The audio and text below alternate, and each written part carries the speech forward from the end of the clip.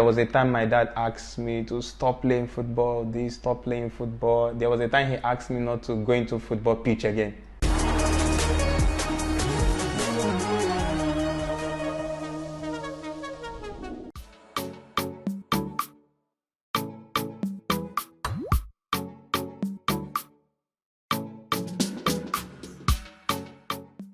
Okay, my name is Valentine James Ozornwafor.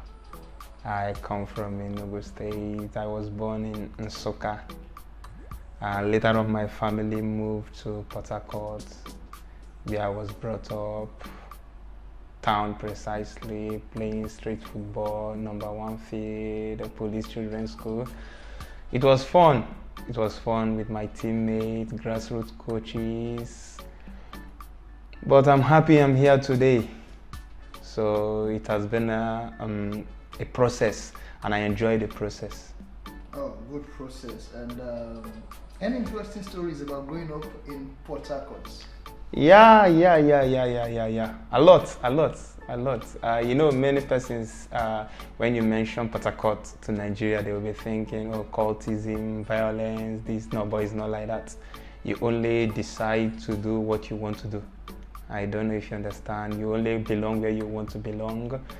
You need to see where you are going, and you just have to keep your head cool, calm. No, for sure, the street is going to offer a lot of things. So you just need to pick and select the one you want to work with. That's it. Oh, interesting.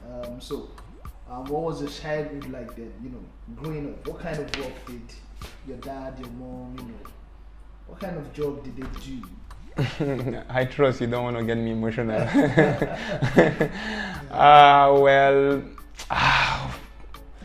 Well, my mom, she was a cleaner, police children's school. She used to clean the classroom. Sometimes I go to help her out to pick some dirt in the field, and that was her work. So it was a nice experience. I helped her out in so many things, including my younger brother. We helped her out a lot. So I'm happy. I'm where I am today, and I'm not going to be here forever. I just have to keep everything cool as it comes. I progress day by day. Oh, you just mentioned, what your mom did back then. We've had stories of the likes of Osime and Didi, where they had to sell things in the streets of Lagos, to help the family and survive. Was it like that for you as well? Not really, but I had a similar situation. I sold things as well, but yes, I sold. I just remember, yes, I sold bread, but I didn't take the bread to the street. Sometimes I will get the bread, I'll go to the bakery and buy the bread and keep it in the house. Customers will come, they will buy from me. The little gain, I will use it to sort myself out. Growing up, I don't want to ask my parents for some money. If I want to cut my hair, if I need soap, if I need cream, no. It got to an extent I say, oh, come on, I have to do something to at least provide for myself. Even if they are giving me shelter, I need to contribute my own quota to the family. And it was nice. So that's you manning up to the situation. And speaking of all that, buying bread and selling, how did you get into football? Was there a particular time you got into football? How did it start? Yes. I'm not going to forget the likes of Ade, Peter. These are the persons that helped me to become a professional footballer. One time I was just at home, Railway, then we were staying in Railway. I was just at home, the little pitch there, they call it monkey post. I was just there taking care of the pitch, making sure everything is in order for evening soccer. So Ade saw me and he said, this one way you dey like every time you dey feed. I get boot to come collect boot, come join Araba. That was Araba, Orlando, I think. Yes, it was Orlando. I said, okay.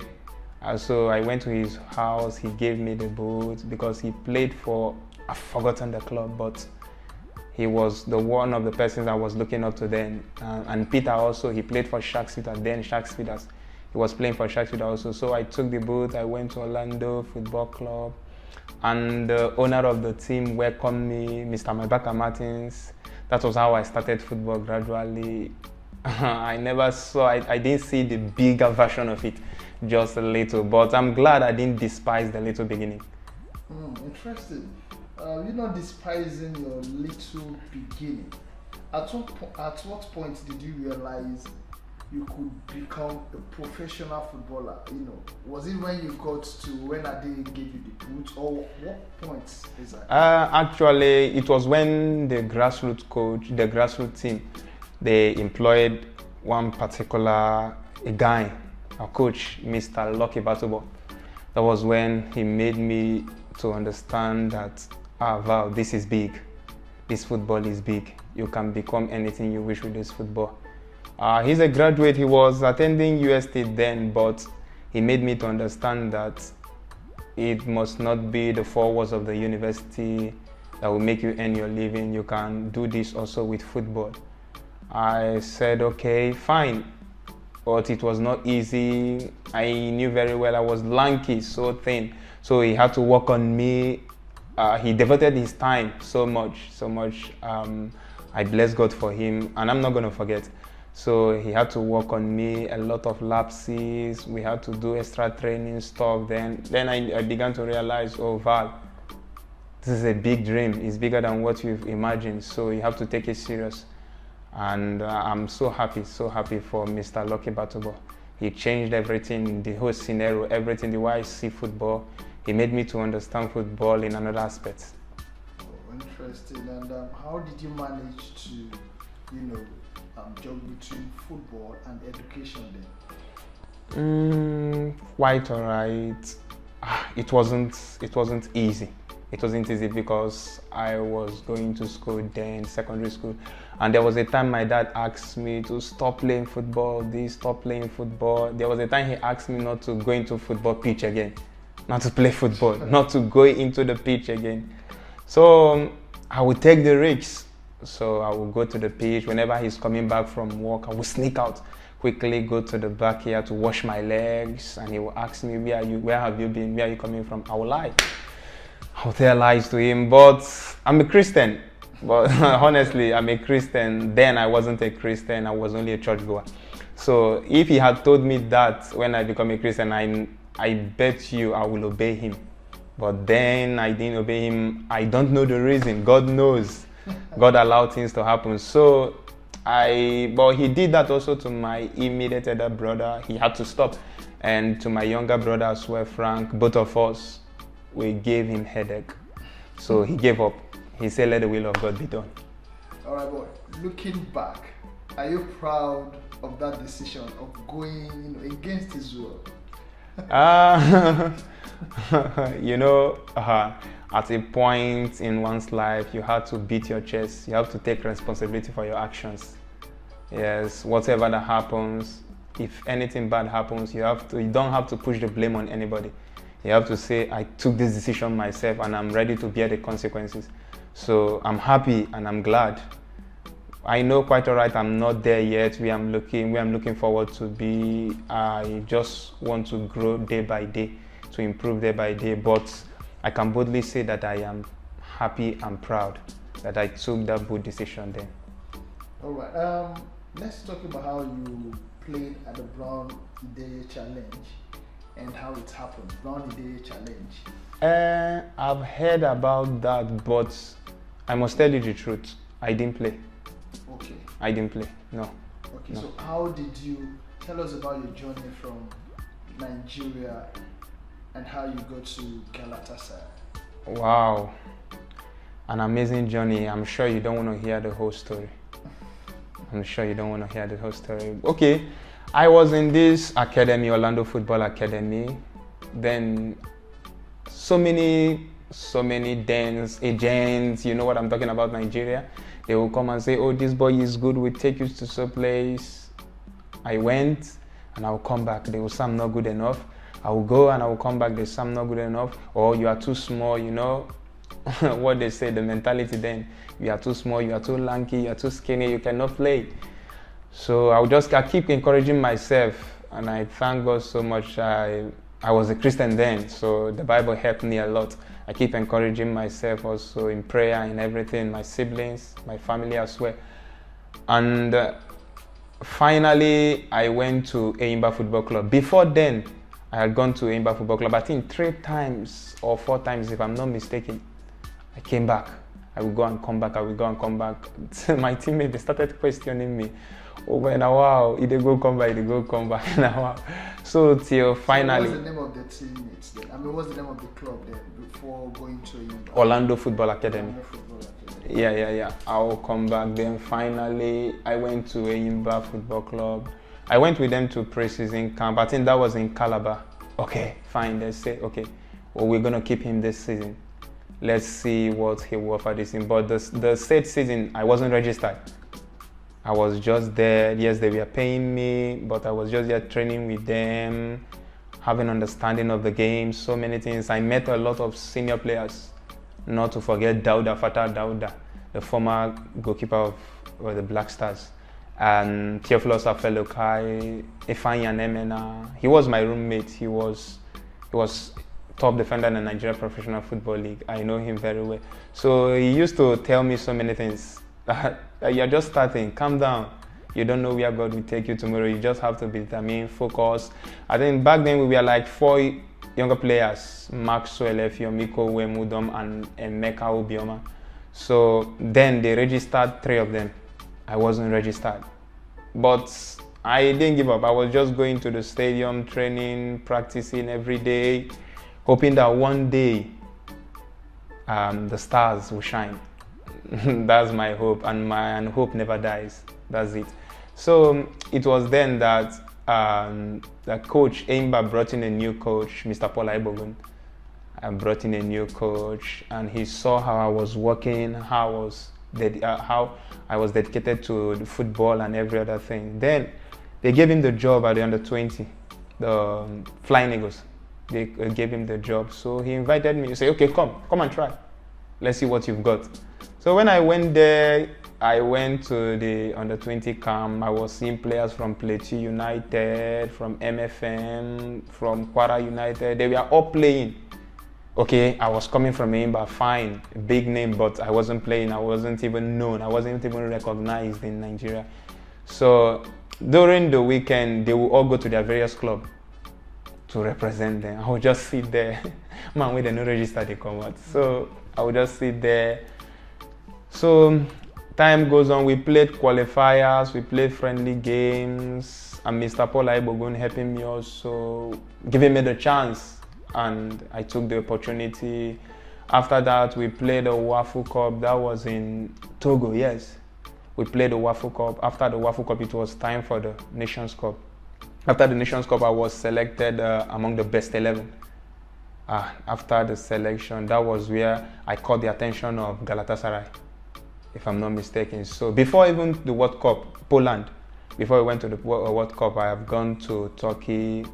I've spoken with them. They've seen me everything, made negotiation, everything. So after the World Cup, it was after the World Cup, I just went straight to Galatasaray. I came to Galatasaray. It was like similar thing wants to happen, the same plague. But I remember the past victory, the past testimony, and it gave me courage, it gave me strength again. I think the first year in Galatasaray, I went to Almeria. That was when I went to Almeria. Before we get to Almeria, I want to know what went through your mind when 4 of you got to Eimba. 3 people were registered, you were not registered. What was the feeling like? And how did you manage to? It's normal. It's normal. I'm gonna feel sad. I felt very, very bad, but I'm glad I had people. God pleased people. They were encouraging me. They were speaking with me. Even the people that were registered, the younger players, they keep telling me, "Come on, this is just the beginning. You have a long way to go." And I believe that I have a long way to go also. But one thing I did then, I didn't lose my peace. I didn't allow this peace to go. The peace was there constantly guiding me. So I just remained focused, remained determined. I knew where I was going. The vision was clear. If I didn't have any vision, then it would be difficult, but the vision was clear. I knew where I want to be in the next couple of years. So I just stayed cool. The first year passed. The second year, even they didn't register me as well. They had to send me on loan to Ikorodu United in Lagos. When I got there, okay, fine. They had some defenders as well there. They were playing ahead of me. But one thing with me is that, as some players that have played with me can attest to that, I don't panic. I don't panic at all, because I know everything works together for good. So when I got to IKD, they were playing other players. I was at the bench. At least I am glad. Okay, now I can travel. I am being registered. I can go to games. At least I'm on the bench. The atmosphere. Very soon I will start playing. That was when the under 20 beckoned on me, and I left there. I went to the camp before I went to Galatasaray. All right. In one word, what will be your message to those that are passing through similar situation like you, that are not being registered in club, are just there back home in Nigeria? What kind of message would you send to them? I just have 2 words: faith and patience. Just faith and patience. That's just it. Wow, faith and patience. Now, from Galatasaray, no playing time. You traveled to Spain. You've traveled from Turkey in Galatasaray to Spain, Almeria, and now you're in Belgium. The same thing, like you said, similar things happened at Galatasaray. How did you take it, and how did we get to this place called Charleroi? Okay, when I got to GS Galatasaray, a big club, let me say one of the biggest, if not the biggest in Turkey. So I arrived there coming from a big club, also Enyimba Football Club in Nigeria. When I came to Turkey, everything was just different. Immediately I came, I went with them, I think, to a pre-season camp in Austria. After then, I traveled again to Almeria. Immediately we came back from the pre-season camp, I traveled to Almeria. That was where I had another experience. Coming from Africa, the way they play football in Europe is quite different. The understanding, the tactics, everything is just new to me. The environment, including the language, including the people you're seeing, the skin color, everything is just different to me. It was as if, oh Val, you are not ready for this right now.